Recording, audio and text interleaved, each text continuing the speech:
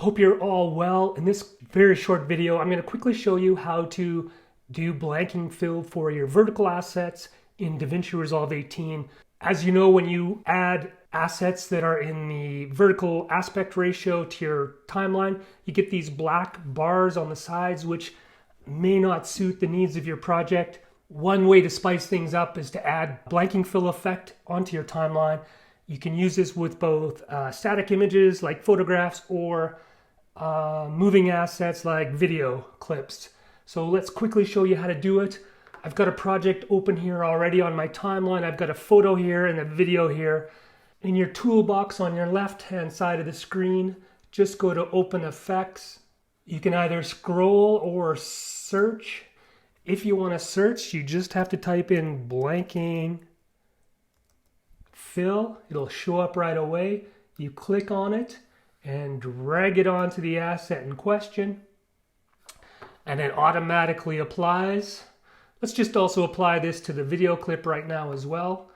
Drag it onto the clip, and you can see it is also showing on this video clip here. So now we have the Resolve FX Stylize effect added to our clips. And you can quit here if you don't want to dig a deeper hole. But us, we video editors, we like to keep going. So when you click on this asset, go over to your Effects tab in your inspector. This automatically sort of takes you to your blanking fill controls so you can make your adjustments. And like I said, this works on both still and moving assets. This top portion here, source, this allows you to actually change the asset that's on the timeline. So you can zoom it in. If you don't like the way it looks, you can crop. You can hit same left and right so that it happens automatically, or you can crop. For example, if I just crop this, you can see that it's just changing the asset. Sometimes that's nice because it gives a little bit of breathing room around the image. Let's reset that. Close this source part off. So source, aptly named tag. So fill extent, this sets how the blanking fill works in the margins. You have a few options here. Zoom to timeline typically is the nicest one, but that's purely preference.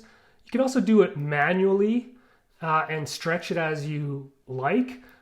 Personally, I just don't waste my time on that. I'll go to zoom or stretch, and I'll leave it at that.